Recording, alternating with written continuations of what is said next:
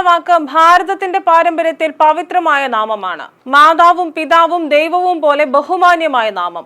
ഗുരുകുല വിദ്യാഭ്യാസ കാലത്ത് ഗുരു അധ്യാപകൻ മാത്രമായിരുന്നില്ല. ശിഷ്യരെ സ്വന്തം വീട്ടിൽ താമസിപ്പിക്കുന്ന അക്കാലത്ത് കുട്ടികൾക്ക് അച്ഛനും അമ്മയും ഒക്കെയായിരുന്നു ഗുരു. എന്നാൽ ഇന്നോ ഈ ശ്രേണിയിൽ ചിലരെങ്കിലും തെമ്മാടിത്തരം കാട്ടിയാൽ എന്തു ചെയ്യും? മാതൃകയായ എത്രയോ ഗുരുക്കന്മാർ ജീവിച്ചു മരിച്ച മണ്ണിലാണ് +2 ഫൈനൽ എക്സാം എഴുതുന്ന കുട്ടിയുടെ പരീക്ഷാ പേപ്പർ സമയം തീരാറാകും മുമ്പേ പിടിച്ചുവെച്ച് കുട്ടിയുടെ മനസ്സിനെ പൊള്ളിച്ചത്. Vengara Kuttur north KM higher secondary സ്കൂളിലാണ് വിവാദ സംഭവം നടന്നത്. 2ാം വർഷ വിദ്യാർത്ഥിനി പുഴമൽ അനാമികയ്ക്കാണ് പരീക്ഷാ നിരീക്ഷണയിൽ നിന്നും ഈ ദുരനുഭവം ഉണ്ടായത്.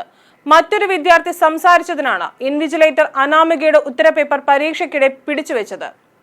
അനാമിക പരീക്ഷാ ഹാളിൽ ഇരുന്ന് കരഞ്ഞതോടെ ഇൻവിജിലേറ്റർ ഉത്തരക്കടലാസ് തിരിച്ചു നൽകി. അനാമികയ്ക്ക് ഒരിക്കൽ കൂടി പരീക്ഷ എഴുതാൻ അവസരം കൊടുത്തെങ്കിലും അധ്യാപകൻ കാട്ടിയ വിവരക്കേടിന് പ്രായശ്ചിത്തമാവില്ല. സംഭവം വിവാദമായതോടെ വിദ്യാഭ്യാസ വകുപ്പ് ഇൻവിജിലേറ്ററെ പരീക്ഷാ നടപടികളിൽ നിന്ന് പുറത്താക്കിയിട്ടുണ്ട്. ഇൻവിജിലേറ്റർക്ക് വീഴ്ച സംഭവിച്ചുവെന്ന അന്വേഷണത്തിൽ കണ്ടെത്തിയതിനെ തുടർന്നാണ് നടപടി. 10ലും +1ലും അടക്കം എല്ലാ വിഷയത്തിനും A+ നേടിയ കുട്ടിയാണ് അനാമിക. +1 പരീക്ഷയിൽ ഇക്കണോമിക്സ് പേപ്പറിൽ 99 മാർക്ക് വാങ്ങിയ വിദ്യാർത്ഥിനിക്കാണ് അധ്യാപകന്റെ പിടിപ്പുകേട് കാരണം 2ാം വർഷ പരീക്ഷ അലങ്കോലമായത്. സിവിൽ സർവീസിന് തയ്യാറെടുക്കുന്ന കുട്ടിയാണ് അനാമിക. പുറത്തു വരാത്ത ഇത്തരം പല സംഭവങ്ങളും ഉണ്ടാകാം.